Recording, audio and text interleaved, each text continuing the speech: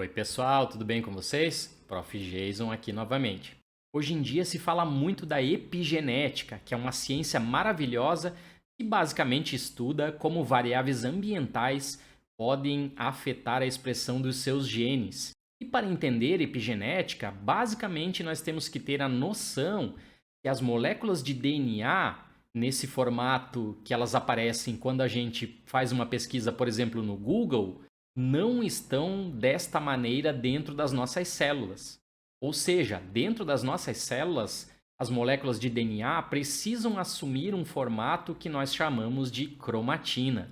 E a base da constituição da cromatina são os nucleossomos. E eu vou explicar para vocês rapidamente nesse videozinho aqui fantástico tudo isso. Então a gente começa aqui primeiro com a molécula de DNA naquele formato tradicional que vocês já conhecem de algum livro ou pesquisando aí de repente no Google. Ou seja, uma dupla fita em alfa-hélice de nucleotídeos complementares. É o que está sendo representado aqui. Se vocês observarem aqui, a gente consegue passar o mouse sobre uma única fita de nucleotídeos e também passar o mouse aqui sobre a sua fita antiparalela. Essa parte que está sendo mostrado aqui mais em roxinho é a parte externa da molécula e a gente tem aqui uma parte mais clara que seria então as interações de hidrogênio feito entre as bases nitrogenadas. Esse é o modelo clássico que vocês conhecem, né? Se jogar aí no Google, se pesquisar num livro, vai aparecer essa alfa-hélice, né, de duas fitas antiparalelas, variando sempre A com T, C com G. Vamos avançar o videozinho aqui. A double helix. When E agora ele mostra apenas uma única fita de nucleotídeos, né, com a sua parte exterior da molécula e a sua parte interna aqui. Vamos avançar mais um DNA pouquinho. is read or transcribed, one strand of the double helix serves as a template strand. Onde agora ele está mostrando justamente aqui a nossa querida timina, a adenina, a guanina e a citosina. Elas estão brilhando aqui, então, a guanina em verdinho, a citosina num verdinho um pouquinho mais claro, a adenina num amarelinho e a timina aqui num rosinha. Ou seja, numa única fita de DNA, a gente tem essa sequência de bases nitrogenadas. The specific order of the four bases encodes genetic information and serves as the blueprint for our genetic makeup.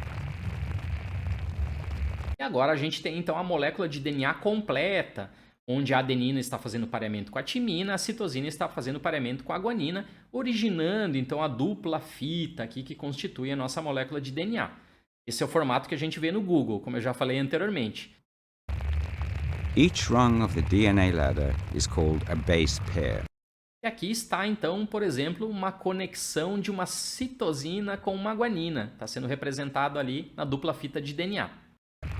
In total, the human genome consists of about 3 billion base pairs.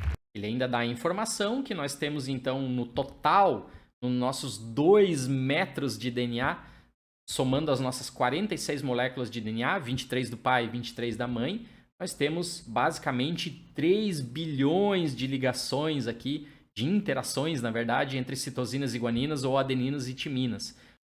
And encodes about 30,000 genes. O fato é que dentro das nossas células, se o DNA estivesse dessa maneira, ele seria muito frágil, ele poderia quebrar muito facilmente e provavelmente ele não caberia dentro dos núcleos das nossas células, porque nós temos muito DNA. As nossas 46 moléculas de DNA, 23 que vieram do pai e 23 que vieram da mãe, somam quase 2 metros de DNA dentro de cada um dos núcleos de cada uma das nossas células. É muito DNA. Ou seja, a gente precisa organizar isso aqui de uma maneira onde os nossos genes sejam acessados apenas quando a gente quer que eles sejam acessados de uma maneira o mais rápido possível. Então, todo esse nosso DNA estará, na verdade, enrolado em algumas proteínas. O primeiro nível de organização, o primeiro nível de enrolamento desse DNA ao redor de umas proteínas, a gente chama de nucleossomo, que é o que vai aparecer agora no videozinho. E agora sim, então, a gente consegue ver aqui um único nucleossomo. Para vocês entenderem a lógica do vídeo, a gente segue aqui a nossa molécula de DNA, a dupla fita, eu estou passando o mouse aqui sobre ela, Essa dupla fita, então, ela vai se enrolar ao redor de um cerne proteico. Ela dá quase 2 voltas aqui ao redor de um cerne proteico e continua aqui pelo outro lado. Numa distância mais ou menos aqui de 80, 100 pares de bases, a gente vai ter uma outra estrutura como essa aqui, um outro nucleossomo, certo? Mas antes de eu falar disso, vamos explicar então para vocês o que é um nucleossomo. Bom, a gente viu então que o DNA continua, ele se enrola ao redor de um cerne proteico e ele segue para o outro lado.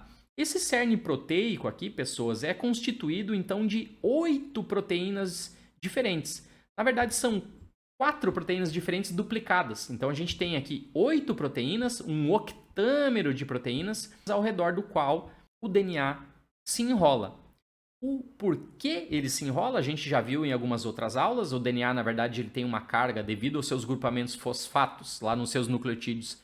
Ele tem uma carga muito negativa e aqui as histonas têm carga positiva, devido principalmente aos seus aminoácidos lisina e arginina.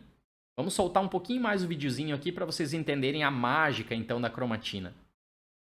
In our cells, DNA is wrapped around proteins like thread around. Olha que legal aqui. Então ele está falando que o DNA se enrola ao redor das proteínas em cada uma das nossas células. Esses pedacinhos claros que vocês estão vendo aqui, onde eu estou passando o mouse agora, que ficaram balançando para fora da estrutura do cerne principal dos nucleossomos, são basicamente uma continuação das nossas histonas. O nome técnico aqui são as cauda N-terminal das nossas histonas. Ou seja, isso aqui também são aminoácidos. O legal é que esses aminoácidos estão para fora do nucleossomo e eles podem então sofrer algumas alterações químicas que fazem essa estrutura aderir mais, fechar mais a nossa cromatina ou espaçar mais a nossa cromatina. Mas vamos soltar mais um pouquinho aqui o videozinho. The spool. The structure that we see here is called a nucleosome, which consists of the DNA helix tightly coiled around histone. Agora, aqui sim, a gente consegue ver, então, as nossas queridas histonas. E vocês estão observando aqui nessa animação sensacional, são 4 cores diferentes. Aqui o azul, um roxinho, um laranja e um amarelo.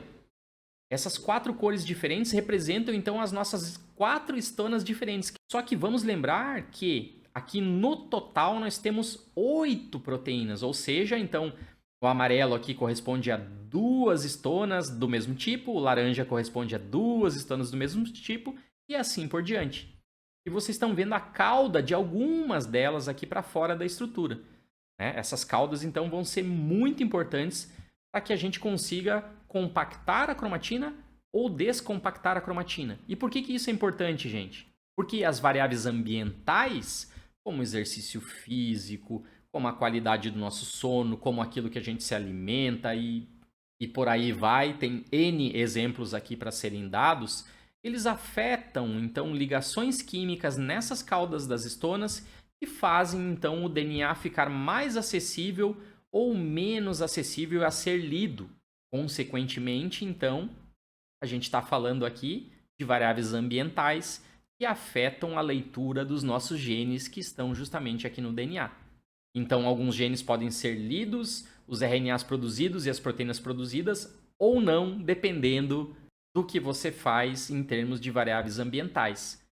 A chave para isso, o código epigenético, é algo que está em andamento no presente momento. A gente não tem todas as respostas, porém, o que a gente sabe já é grosseiramente que algumas variáveis ambientais, sim, afetam aqui a compactação da nossa cromatina, para o lado bom ou para o lado ruim. Histone proteins. Histones have long extensions called histone tails, which protrude from the nucleosome core.